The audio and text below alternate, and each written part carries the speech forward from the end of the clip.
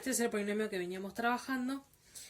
Me escribí mis 3 raíces y escribí la forma factorizada. Como les decía, es otra forma de escribir al polinomio teniendo nuestras raíces. La forma factorizada se escribe a, que es nuestro coeficiente principal, que es el mismo que teníamos en nuestro polinomio original, en este caso 3, por x menos x1, por x menos x2, por x menos x3, por, así sucesivamente, por x menos xn. Con esa n, infinitos, ¿no? La cantidad de raíces que habíamos dicho que puede tener un polinomio. En este caso tenemos 3 raíces, que son 1, menos 1 y 2, y lo que haremos será escribir este polinomio en forma factorizada. Entonces comenzamos. Comenzamos con nuestra a, que sabíamos que como es el coeficiente principal, en este caso es 3. Perfecto. Continuaremos con x menos x1. X menos nuestra x1, en este caso es 1. Entonces escribimos 1 por x menos x2. Nuestra x2 es menos 1. Entonces deberemos escribirla entre paréntesis. Por nuestra última raíz, x menos x3, que era 2. Puedo simplificar con la regla de signos menos por menos y transformarlo en un más. Esta es la forma factorizada de nuestro polinomio. ¿Qué quiere decir? Si nosotros realizamos una distributiva en esta forma, 3 por x, 3 por menos 1, después ese resultado lo multiplicamos, hacemos una distributiva con x más 1 y luego hacemos otra distributiva con el x menos 2, volveremos a la misma forma general o polinómica. ¿Está bien? Es exactamente lo mismo. Son distintas maneras de escribir este polinomio. Algo que no habíamos mencionado es el orden de mis raíces.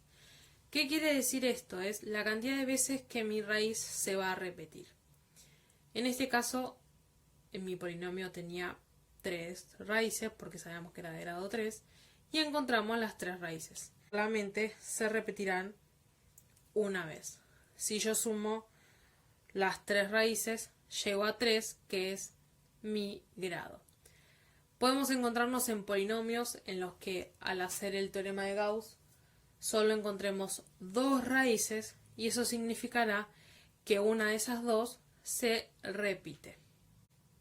Por ejemplo, sin saber cuánto vale nuestra a, no importa, sabemos que tiene 2 raíces este polinomio. Una será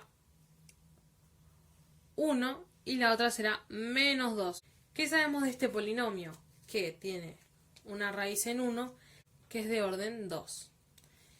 Y después tenemos otra raíz que es menos 2 que es de orden 1. Conocer el orden de nuestras raíces nos servirá a la hora de graficar. ¿Por qué? Toda raíz que tenga orden par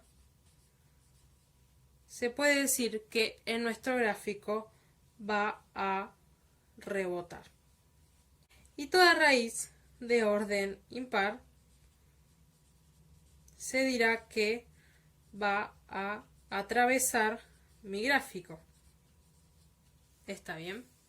Podemos hacer un breve ejemplo de cómo nos quedaría el gráfico aproximado de esta función. Sabemos que tendrá raíces en 1 y menos 2.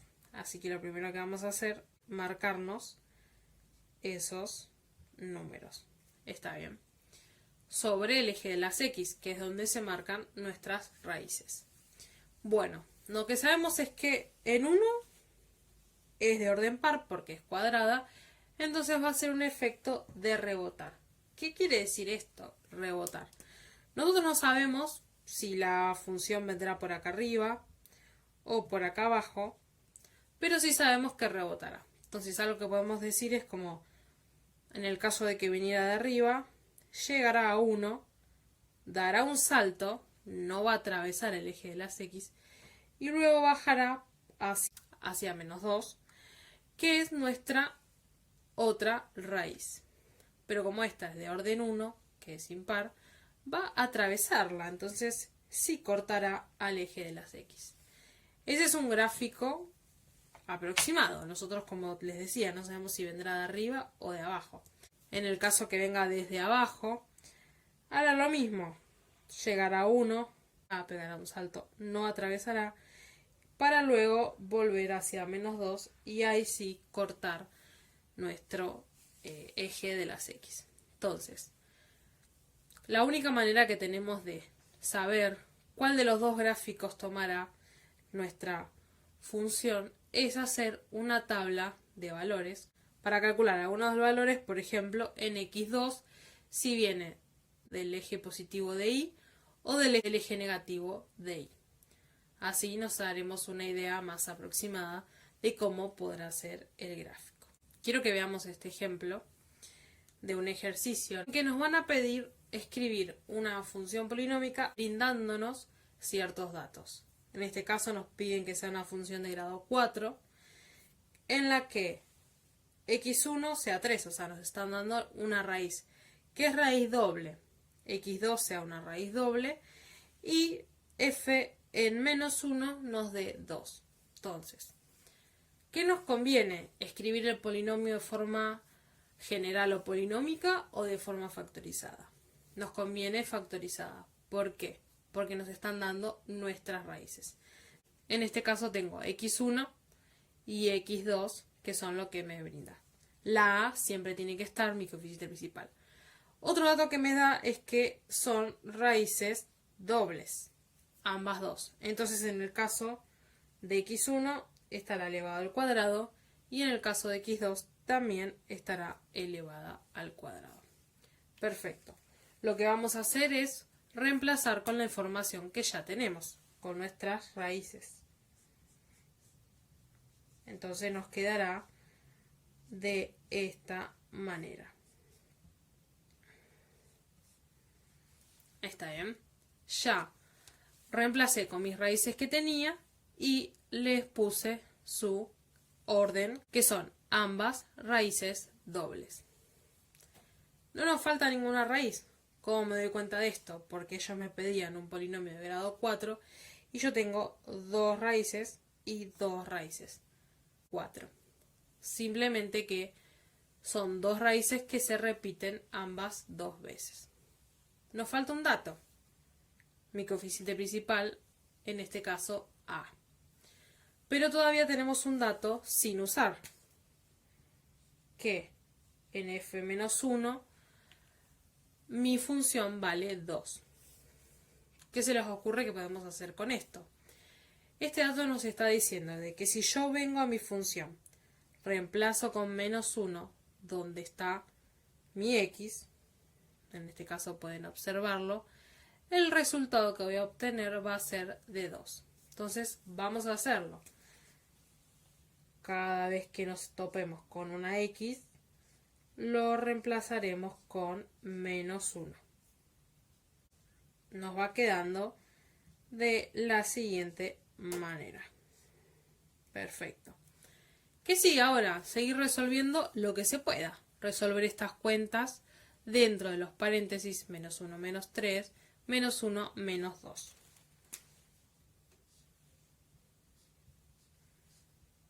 A por, en este caso nos queda menos 4 al cuadrado por menos 3 al cuadrado. ¿Está bien?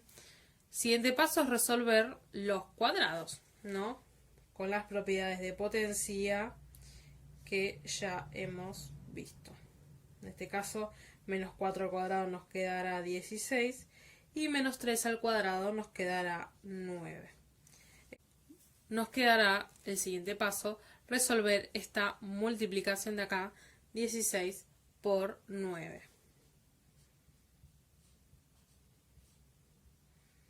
Que sabemos que nos da 144.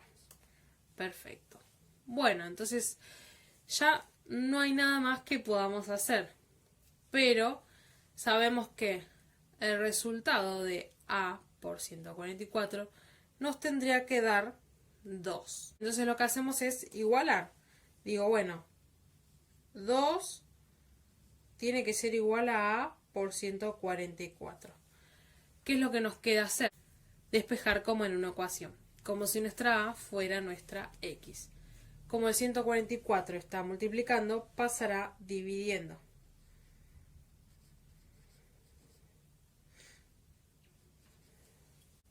Ahora lo que pasamos a hacer es resolver esa división que tenemos ahí y obtenemos que